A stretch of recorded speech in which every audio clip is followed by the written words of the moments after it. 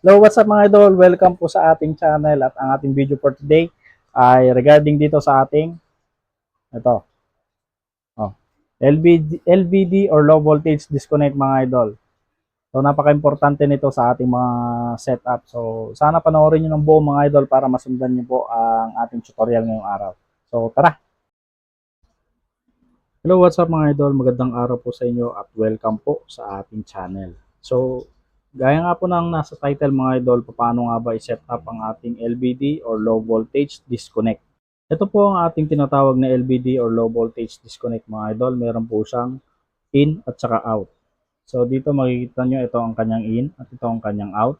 So, may diagram din po dito mga idol kung asan ang positive at saka negative. Ito ang kanyang negative sa voltage in at dito naman sa kanyang kabila ay ang kanyang positive. Ganon din po sa ating out mga idol. Ito ay negative, ito ay positive. So dito mga idol, dito nyo ilalagay ang kanyang in or galing sa inyong baterya, input, at dito ang kanyang magiging output. So ito nga pala ay 20 amperes at 14 volts, 10 amperes at 250 volts AC. So ito ang kanyang relay. Ito naman po ang kanyang buttons mga idol at ang kanyang LCD display. Meron din tayong diagram sa likod para hindi po kayo malito. So dito ang kanyang in at dito ang kanyang out. Ayan. So paano nga ba i-set up to mga idol? So ito, tuturuan ko po kayo. So dito mga idol, meron tayong buck converter at meron tayong ilaw na 12 volts, no? So si buck converter ay magsisimulate bilang ang ating baterya. So ang ating baterya ay for example 12 volts mga idol, no? So i-connect ko po muna. So dito, gaya nga dito mga idol, dito ang ating input galing sa ating baterya. Tandaan niyo po mga idol, ang inyong positive at saka negative. May diagram po yan sa baba para hindi po kayo magkalito-lito. At dito naman po ang kanyang output, no, mga idol. Tandaan niyo ang inyong mga positive at ang inyong mga negative para hindi mag-short circuit ang inyong mga load. Ayan. So dito natin isasaksak ang ating 12 volts na ilaw mga idol, no. So dito mga idol, pagka sinaksak nyo ang inyong LVD ay sigurado malilito kayo dahil bakit parang iba ang kanyang reading sa inyong baterya. So for example, ang inyong baterya ay 13.2 pero bakit si LVD mga idol ay iba ang kanyang display, 11.8. So bago kayo magsimula, kailangan tinitimpla nyo muna ang inyong LVD mga idol, no?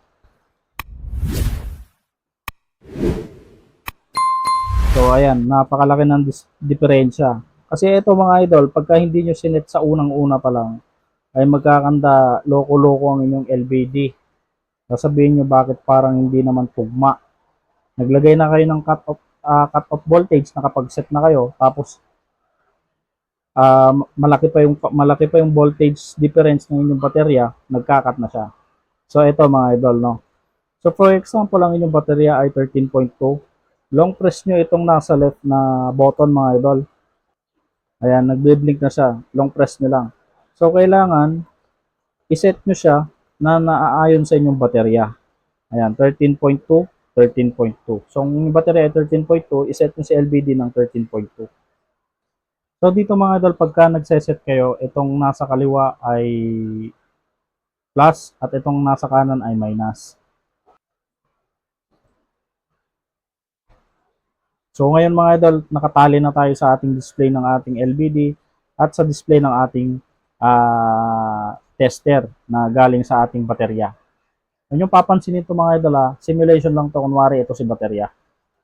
Okay, so paano naman tayo magseset ng kanyang low voltage disconnect? Ito.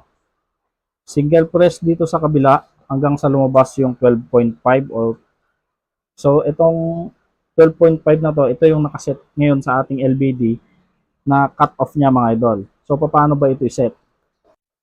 Single press and then double press hanggang makita nyo mag-blink yung kanyang dot doon sa gitna. Kapag nag-blink na yan, pwede na kayo mag-set. Ayan, plus lang mga idol kung anong gusto nyo i-set or minus kung gusto nyo pababa, pabawas. So dito ang isa-set natin ay 12.5. Ayan. So, antayin nyo lang siyang magtapos na mag-blink at magse-set na siya. Auto-set na siya mga idol. So, ngayon ng mga idol, nakapag-set na tayo ng kanyang LVD or low voltage disconnect.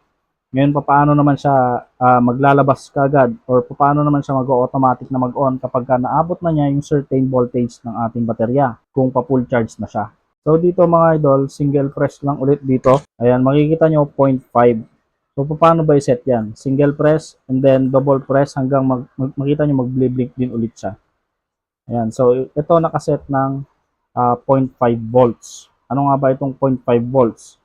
Ibig sabihin, dito sa 12.5 plus 5 volts, ibig sabihin 13 volts na siya. 13 volts siya bago bumalik sa bago mag-on ang ating load. So, sisimulate natin yan mga idol. Kunwari ang ating baterya ay palobat na. Bababaan natin. So, palobat na siya. Ibig sabihin mga idol, no? Kunwari palobat na. Ayan. Nag-cut ng ating low voltage disconnect or LVD module sa 12.5 na sinet natin kanina. So, kunwari, palabas na yung araw mga idol, no? Nagcha-charge na siya. So, patanghali na, mga alas 10 na mga idol, no? Nakapagkarga na siya naabot na yung 13 volts at ayan, nag-on ng ating load. Nag-automatic on na siya. So, ganyan siya iset mga idol. Okay, so saan nga ba ginagamit ang LVD or low voltage disconnect module na ito? Ito mga idol ay pwedeng-pwede nyong gamitin sa inyong mga DC appliances na gusto nyong i-cut during gabi or kung kahit daytime man, na lalong-lalo na kung kayo ay nasa trabaho or wala kayo sa inyong bahay at may gumagamit ng inyong setup, no? So, pwedeng-pwede nyong gamitin to na sa inyong mga setup para hindi ma-drain yung inyong baterya, mga idol, no? Lalong-lalo na sa ating mga small setup or anong setup man. At lalong-lalo na kung kayo ay gumagamit ng lead acid or gel type or maski anong baterya mga idol, kung ayaw nyong mapersa yung inyong baterya sa kanyang DOD para hindi maabot ang kanyang pinakamababang voltage. Maganda tong LVD module na to mga idol para safety ang inyong mga baterya. So, lalong-lalo na kung wala kayo sa inyong bahay. At syempre, kung meron kayong mga load ng gabi, lalong-lalo na sa mga ating mga electric fan at ayaw nyong maabutan ng inyong baterya sa kanyang pinakamababang DOD or voltage ng inyong baterya. So, maganda to, itong LVD module na to mga idol. Very recommended ito. Yun nga lang yung iba, ginagamitan nila ng external na relay. Dahil ang kanyang relay ay 20 amperes lang tapos hindi pa true rated mga idol. At miinit kasi to. Kaya kailangan meron kayong relay. So yung relay na yun, tatalakayin natin at ituturo ko rin sa inyo sa ating susunod na video. So yun lang po mga idol. Maraming salamat po. At kung nakatulong man ang video na ito mga idol sa inyong DIY project, sana mag-subscribe po kayo sa ating channel para tuloy-tuloy po kayong mga updated at notified sa ating mga upcoming videos mga idol. Maraming salamat po. Like and share mga idol. So thank you.